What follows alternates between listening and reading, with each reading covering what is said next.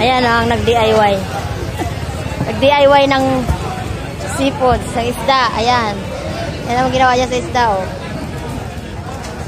Kailangan, pag nag-iba yan, yung gigiba niyan, bumili kailangan. No? Hirap mag-ayos isda eh.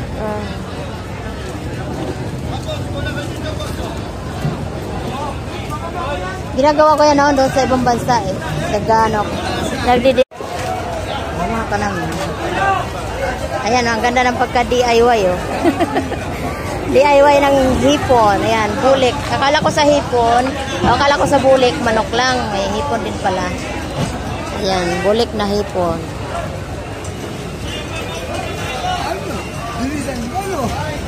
Ito naman, suwahe. Ayan, bili na kayo 350 310 per kilo.